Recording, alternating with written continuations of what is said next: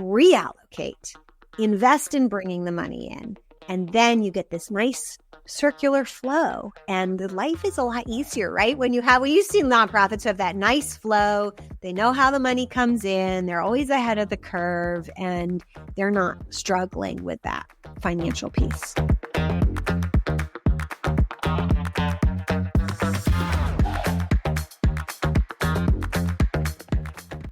Okay, this is very exciting, and hopefully it's exciting for some of our viewers, because a lot of our viewers are smaller grassroots nonprofits that don't have the money to bring in professional fundraisers, but I keep telling them how much of an investment it is.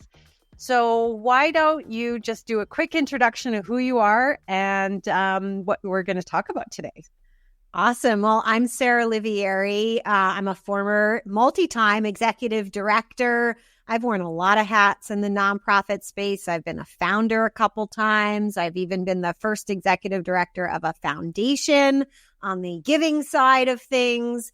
And then for the last, I switched to marketing.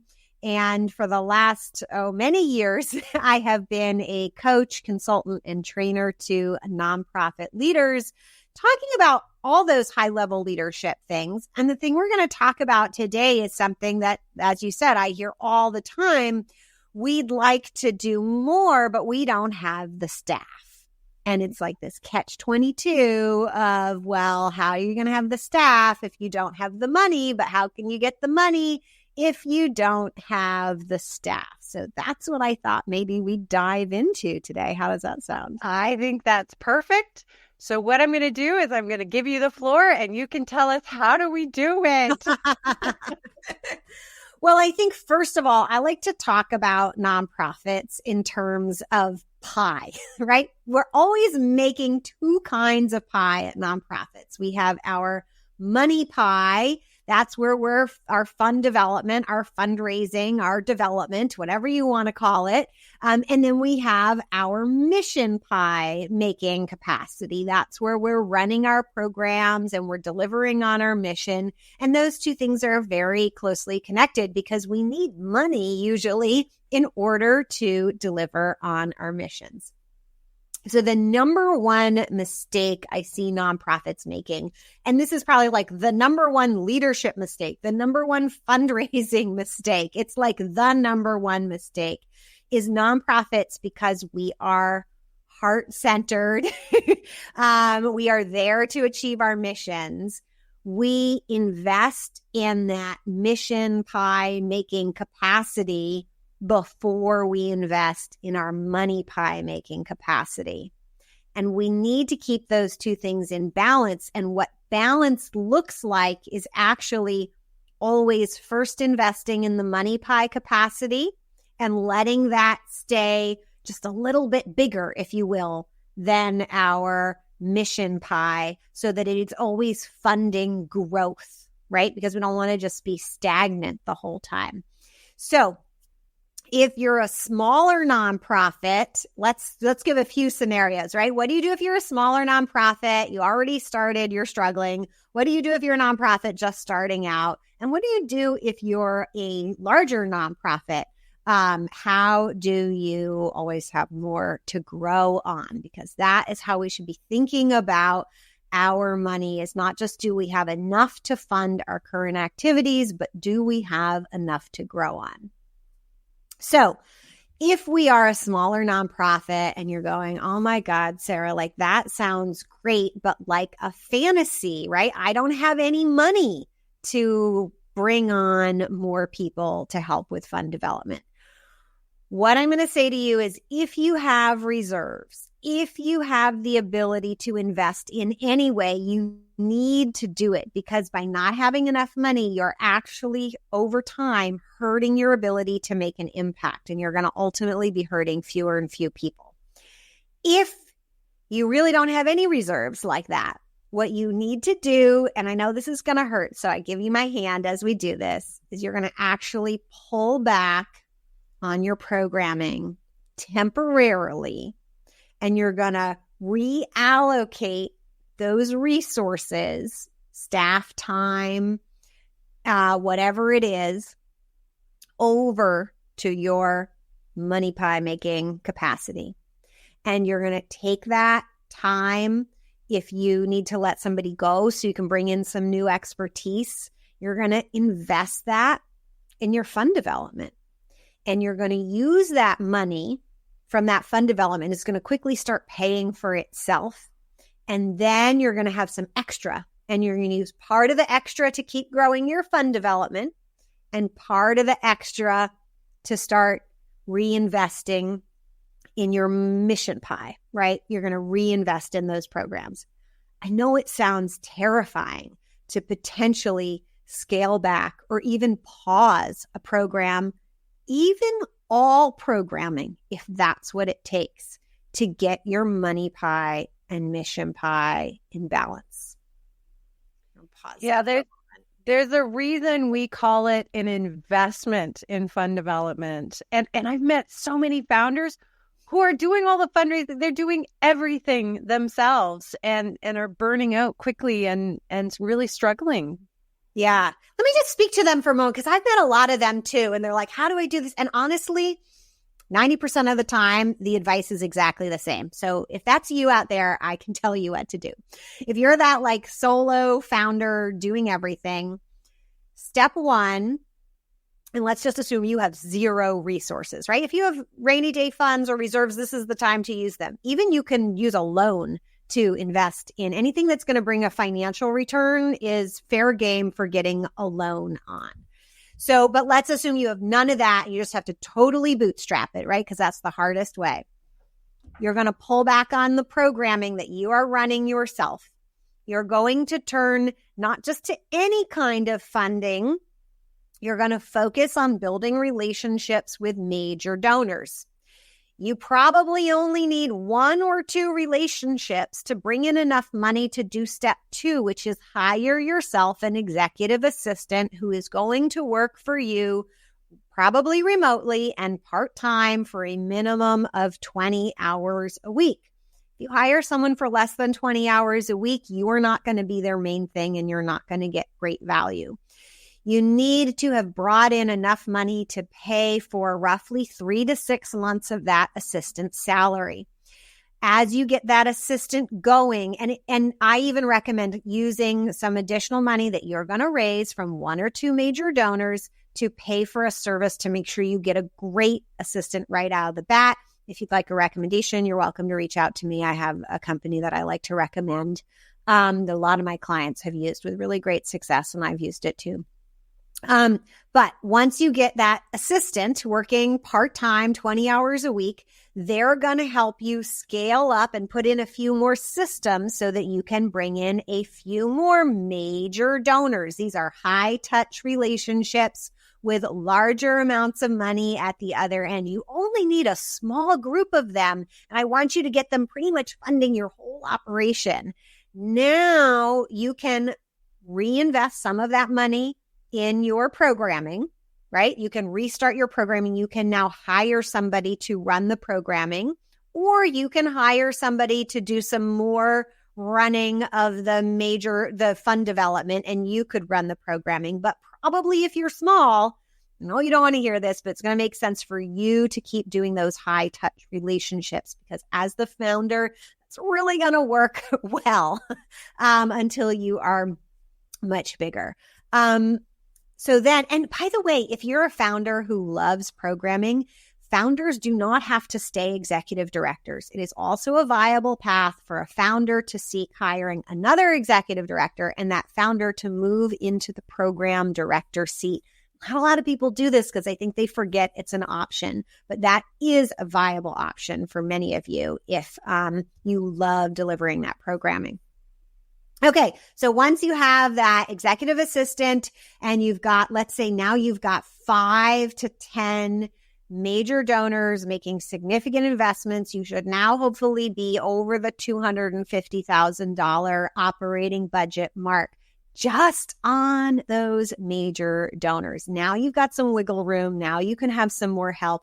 Now you can be doing your programming and your money pie at the same time. And you can either continue growing those major donors, or you can start to expand into some other areas of fund development, some digital marketing type things. I like to call it like scaled fundraising efforts. You can up level your email marketing and stuff like that. Yep. Those are my favorite things to do.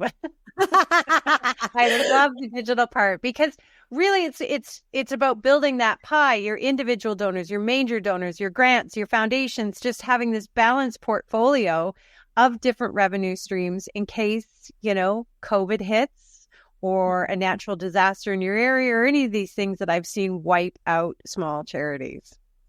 Yeah. Yeah.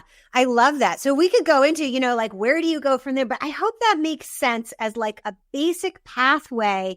And if you are small, like, I am not saying go after the digital stuff, which Joanne is great at, because you don't have a lot of you, right?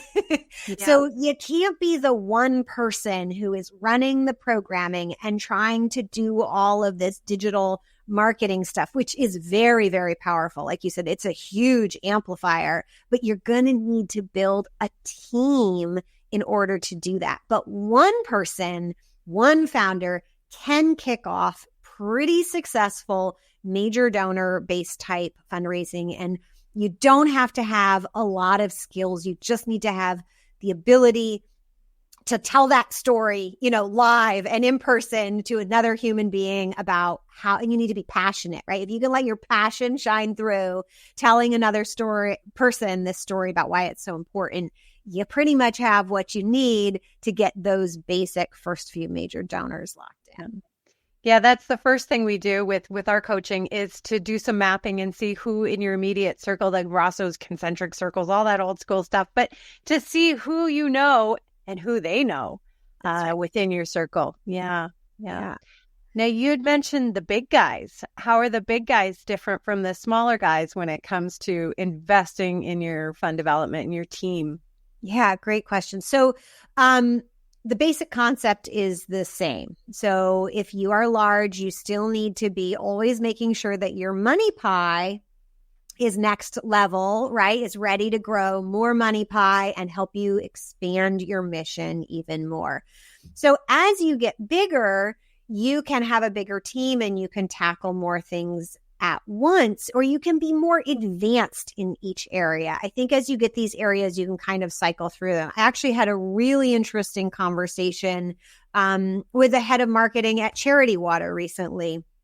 And he was talking about how Charity Water had focused a lot on like acquiring donors who are ready to donate now. And what they were needing to do was shift to a strategy of building a base of growing a base of donors who would be ready to donate in the future. And he was talking about, even though Charity Water is a very large organization with plenty of marketing resources and team resources and financial resources, it doesn't really work even at that size to be splitting your messaging of like, everybody who's ready to donate now versus messaging that builds that brand awareness, that builds that loyalty, that goes after people. I like to call it, he called it, building future demand. I often think of it as the long tail, right? Bringing along people who aren't ready to donate yet, but bringing them on that journey to where they are. And so I think that was a really valuable conversation. I think there's for those organizations who are larger, you do need to kind of shift to this because every type of funding activity is going to reach kind of a plateau, right? It's going to reach, there's only a certain percentage of engagement you're ever going to get from your list, right? So it's not a straight line. All of these things are going to grow to a certain point and they're going to start to plateau. And the one that we do as we get better and we have things in place, we need to be thinking about how do we grow that total audience that will make it into our arena. We can't just keep going after those people who are ready to buy now. And that's not so much about shifting, am I doing social media or am I doing, content, longer form content on my website, or am I doing major donor? That's about shifting the messaging that you're putting out there from a buy now to a brand awareness type messaging. So if we think about like, I always like to take it to another arena where we can see things more clearly. Like Coca-Cola isn't like, are you thirsty right now for a Coca-Cola, right?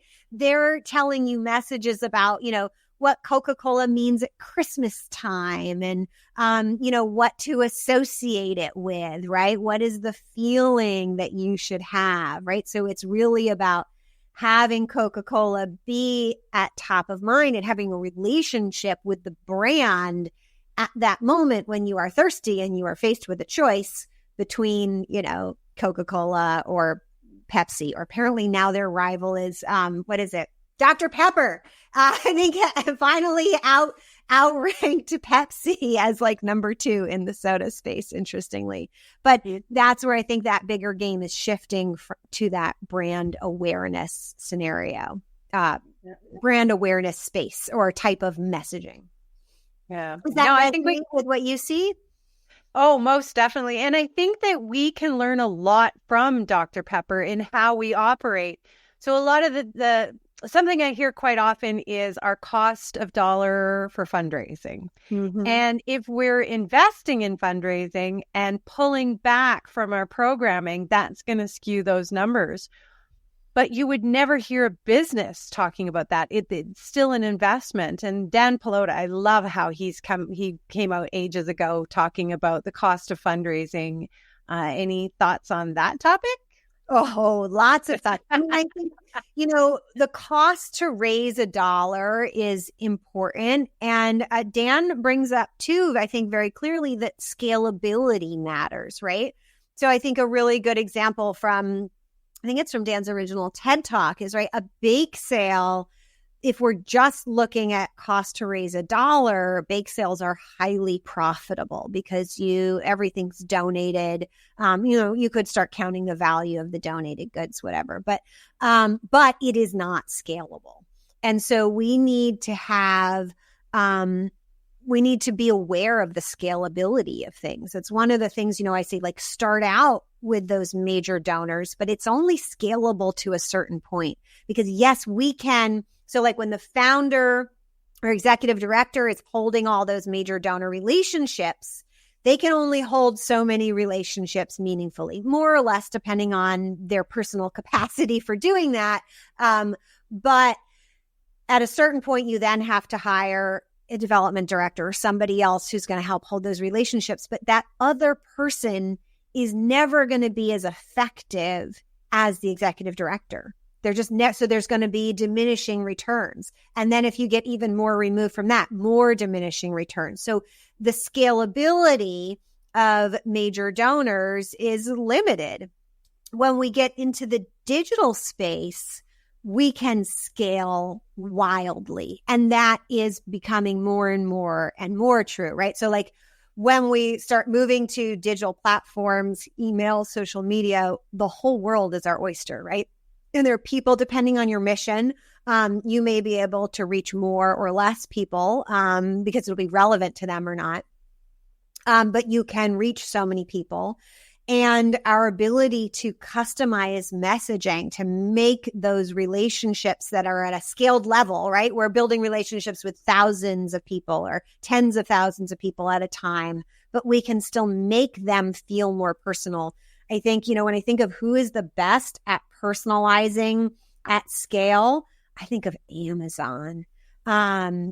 Amazon's like my Amazon on my phone or my computer isn't your Amazon. Amazon is dishing up, just like a social media network, what I'm interested in, right? And it's giving me things and suggestions that are highly, highly customized to me. Even just saying, when my package is going to get to my house rather than saying, delivery time, 2 to 5 days or whatever. They tell me exactly when it's going to arrive at my house. That's a level of customization. Is there another human on the other end, punching it in for each person? No, this is scaled, digital, highly sophisticated tools giving each Amazon user this super customized experience. And to a certain degree, we can be doing that with donors. We can be giving them unique experiences when they interact with us in many ways. Mm. Yeah, I started back in 1994, and the only way to personalize was in a handwritten note. It That's was right. so different. So true. And now I'd love to ask you, like, what are some of the kind of customization things that you think are exciting and meaningful today? Yeah, I think email definitely, and how we have the ability to segment or tag and then send out different, automate different campaigns for each of them to nurture them and build that relationship with them. I think there's a lot of opportunities in social media that we're missing. This is why I love digital, is I never had this when I was coming up in fundraising. And there's so many opportunities for, like you say, scalability. In fact, we built a social media course specific for nonprofits and fundraising, and I'm working on a digital fundraising course right now because there are so many opportunities for personalization and reach. Yeah.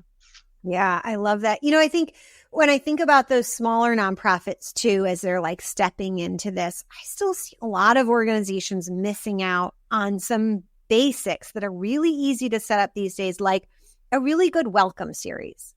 Yeah. And, this is where, you're sharing information.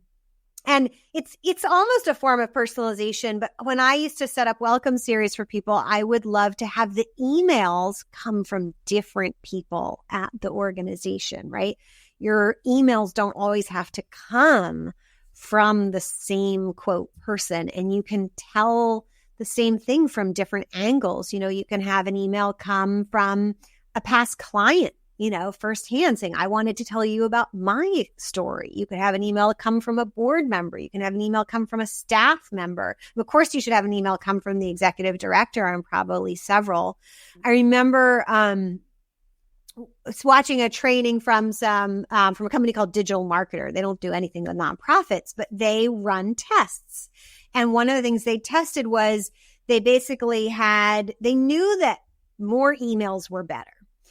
But they also knew that, especially in something like a welcome series, or, after somebody had just taken an action trying to get them to do something else, that there was diminishing returns. So they're like, what if we had a set of emails coming from the founder and another set of emails coming from kind of like an assistant?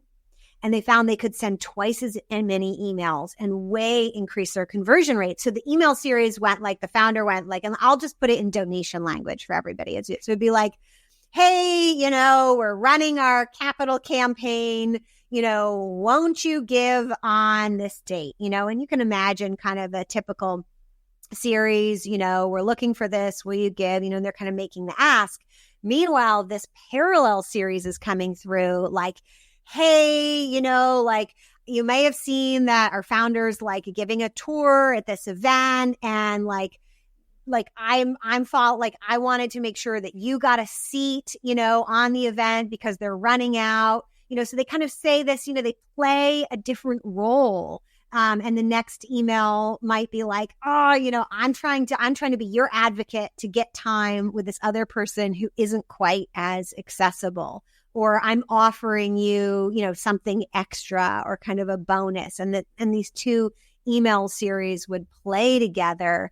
And what it does is a way is you're having a conversation with the person, even if they aren't responding. I always like to think of like messaging, like as a conversation, even if it's just one-sided. I just imagine the other person nodding along. They don't always write back, but I just pursue it like we're having this amazing dialogue until they finally, tell me that they're having the dialogue with me or give me a clue. But in digital, they don't always write back. Like that's not always a thing. They don't always write on our post, but it doesn't mean they weren't nodding along. That's the secret to good marketing, is the nod. You want the nod. That is the golden ticket in marketing. Yeah. Yeah. I love that. What are your thoughts on, because I've had a lot of, thinking about like, how do we know if we don't always know if people are nodding, but that is what we're looking for. It doesn't really matter it matters for the algorithm if they commented or not, but how do you gauge whether or not you're getting enough nods? engagement. They will engage if they've had that nod, but that also goes to really knowing your audience and what's going to make them nod. And we've gone way off topic, but it brought us full circle, because I can imagine when I say this, how many heads are going to nod is, well, I can't afford to fundraise. How am I going to afford to do all this? I don't have the time to do all this. But it brings us back to the investment piece. Once you've got those funders that you talked about, and then scaling up, this is your nonprofit fundraising 2.0. That's right. And investment. And another word I really want everybody to take away from this is reallocate, right? So if you don't have enough money, it's probably because you are not investing enough money in bringing in money, right? That's fun about bringing in money. And if you don't have extra money lying around, which I'm going to guess you don't, if you're saying I don't have enough money, then you need to reallocate. You need to take money and resources away from something else and put it into making money. And as much as that sounds like it's going to be awful because your programs and services are helping people right now, it's going to allow you to help so many more people in the long run that is 100% worth it. Otherwise, you are on a sinking ship. If you don't have enough money, your resources are going to continue to go down, and eventually you won't be able to help anybody. So I'd rather you pull away temporarily before it's too late, reallocate, invest in bringing the money in, and then you get this nice circular flow, and the life is a lot easier, right? When you see nonprofits who have that nice flow, they know how the money comes in, they're always ahead of the curve, and they're not struggling with that financial piece. Okay, perfect. Well, I want to promote your inspired nonprofit leadership podcast, because I think it's an excellent podcast. You get some amazing guests. Oh, wait, I did one. Yes, you did. But yeah.